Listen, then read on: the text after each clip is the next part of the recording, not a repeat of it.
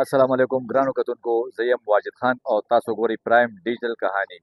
ګرانو کتونکو، دا یو 2 هفتې مسلسل ضلعي انتظامیه په چرګانو چوک کې مختلف چې کوم کاروباري خلک دي هغه ارست کړ، د هغې کاروبار سو ټول موږ تاسو سره په دې نه مخکې ویډیوګانو کې شیر کړی دی. خو نن بیا چې کوم دی د پیر ورځه راغلي یو دغلته کې چې کوم دا مردار مړه چرګان دي، زه د خلکو لاریان یم چې مسلمان دی او په مسلمان رور باندې ارامه غوښه خوري، دا ډیره ګناه ده، عظیمه ګناه ده. او کوشش به دا کوو چې انشاءالله چې کم د دې کسان ګرفتار شوي رئیس صاحب ته موږ هم ریکویسټ کوو چې دا جیل له دومره ورځو ولولېږه چې دا توبهګار شي، چې دا بیا دوباره په مسلمان باندې ارامه غوښه ونه خوري. موږ سره اوسئ، دا ټول ویډیو به انشاءالله تاسو سره شیر کوو.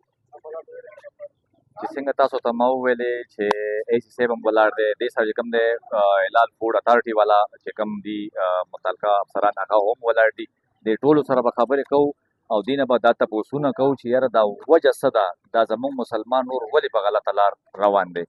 دا تقریبا 10-15 ورځو نه دا چې دی موږ ته ډېر زیات لیډز میلاو شوي دي مختلف حساس ادارو طرف نه، او نن چې دی دا کوم کاروایي ده د هلال فوډ اتارټي طرف نه چې دی دا دوی غریبانان سهار نه په دې ریکې کې وو، او دوی چې دی باقاعده مردار چرګان تاسو ولیدل چې حلال شوي حلال خو ته نشي ویلی، دغه شوي هم دي او کټ کړي هم دي، او بالکل هغه ټوکړې چې دی مختلف ریسټورینټسو ته مختلف هوټلو ته دوی وړې. نو بیا دوی خپل چې کوم ټیم دی د رکشې چې دی دغه وکړو پیچه یې وکړه، نو هلته دوی چېرته کومه علاقه ده شیخ آباد کې چې دی یو کور آیډنټیفای کړو چې هغه کور ته دا شیزونه شفټ کېږي، او بیا فردر چې دی کوم زمونږ ریسټورینټس دي یا داسې د چکن چې کوم پیسز وغیره چې کوم خلک خرڅوي هغه شاپ ته دا سپلای کېږي. د کور له څه دپاره تله؟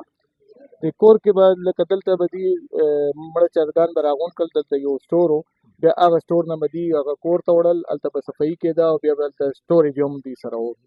نو هغه سټوریج نه بیا فردر چې دی مختلف ریسټورینټسو ته او شاپس ته دا شفټ کېږي. د دې مکمل روکتام دپاره تاسو څه اقدام اوچت کړی دی؟ جی دې په باره کې چې ټول نه مخکې خو دا د موږ لایف سټاک ډپارټمنټ ته هم ویلي دي، او نن د هلال فوډ اتارټي ته هم وویل چې دلته هېڅ قسمه چې دی حلاله یا بچري چې دی دا نه دی په کار.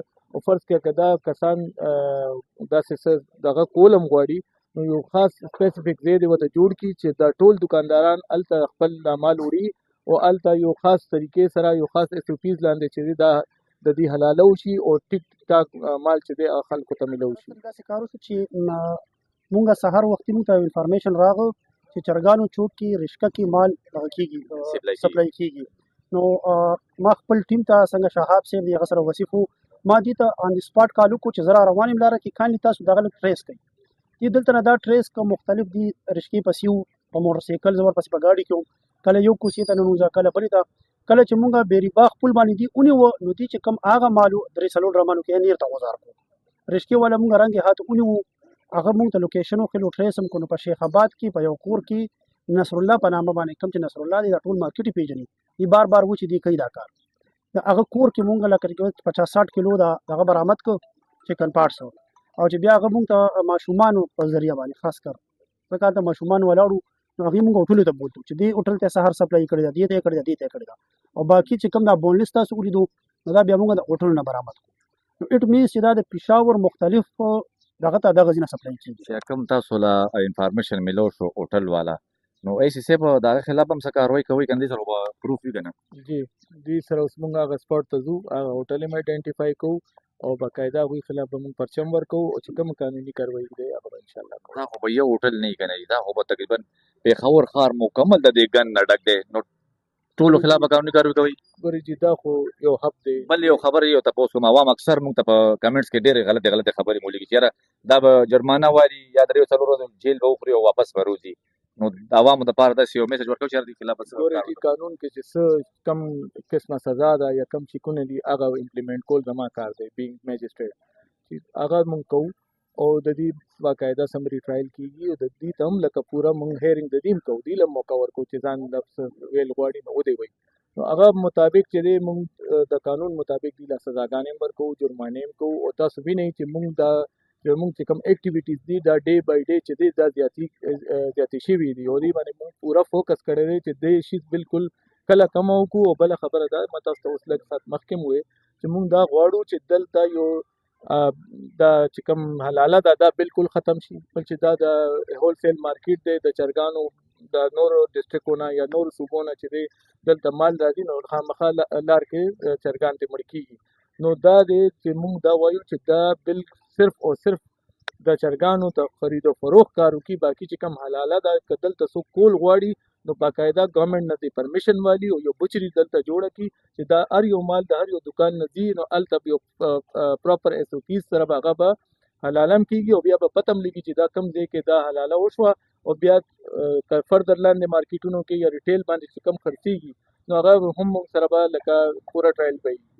نورو صوبو کې په مطلب دا تیار غوښې باندې د چرګانو پابندي ده، نو په خیبر پښتونخوا کې ولې نه ده؟ بالکل دلته هم پابندي ده. موږ داسې حلال کړي چرګان چې چېرته دوکانونو کې خرڅېږي موږ باقاعده هغه نیسو، جرمانه هم کوو. د فوډ اتھارټي والا موږ سره دي، دوی هم د ډیلی بیسس باندې دا اکټیویټیز دی کوي. مونږ خو جی سوادا کم یو پاټک دی، فردوس پاټک دی، سواتو پاټک ورته وایي که نوتي پاټک ورته وایي، دې کې مختلف داسې دوکانداران ناسي چې هغه دا تیارې خرڅوي.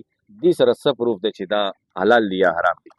جی دا ما تاسو ته وویل که نه دا موږ ډیلی بیسس باندې موږ هم خپل کاروایانې کوو او موږ نه مخکې چې دی فوډ اتھارټي چې دی دا د دې مینډیټ دی، دوی په ډیلی بیسس باندې دا شی ګوري او جرمانې هم کوي او د کې گرفتاریانې هم کوي، ایون سیلینګ هم پکې کېږي. د دې خلاف اوس څه کاروایي کېږي؟ بالکل د دې خلاف چې دی پورا پراپر انویسټیګیشن به کېږي، د دې باندې په ایف آی آر کېږي. د نه علاوه چې دی د دې سمري ټرایل نه پس چې کوم یو سړی پکې ګناهګار وختو هغه به جیل ته هم ځي او جرمانه به هم ورته واخیستل. ګرانو کتونکو دا چې کوم دی د چرګانو چوک او تاسو وکته دې کې چې کوم ځای کې دا مردار چرګان پراته وو هغه دوکانونه هم سیل کړه، هغه کسان هم اریسټ کړه او اوس چې کوم دی کوم هوټلو باندې دا مال سپلای کېدو هغې ته ځو، هغه به هم تاسو سره شیر کوو. راځئ آخر کار تاسو ټولو دا یو ډیمانډ کړی و چې موږ له هغه ځای وښایي چې کوم ځای کې دا سپلای کېږي. نو آخر کار دا دوره چوک دی، دغه سایډ چې کوم دی ګلبهار داڼې سایډ له تللی دی او دا هغه دکان دی چې کوم کې به دغلته کې د دې نه تیکې سیخ کباب او کړای چکن کړای ورته چې کوم ورته وایي هغه به دې کې دې نه جوړېده. دا هغه مرداره غوښه ده. تاسو د ټولو خلکو دا یو ډیمانډ و چې یاره ایسي صاحب موږ د هغه ځای نه ښیي چې کوم کې دا مال پخېږي نو دا هغه دکان دی. دا وګورئ دا سیل شو، دا هغه دکان سیل شو چې کوم کې به دا مرداره چرګه چې کومه به مرداره شوې وه هغه به دوباره بیا سپینېده او بیا به دې دکانونو ته راتله. د ایسي صاحب نور کوشش هم دا دی، زموږ هم دا کوشش چې تاسو ته نور هغه ځای نه وښیو چې کوم ځای کې دا نوره هم سپلای کېده. په دې کې چې کوم دی شورما شاپ دی، پیزا شاپ دی، دې کې نور یو څو هوټل دي او پکې کبابو دکانونه هم شامل دي.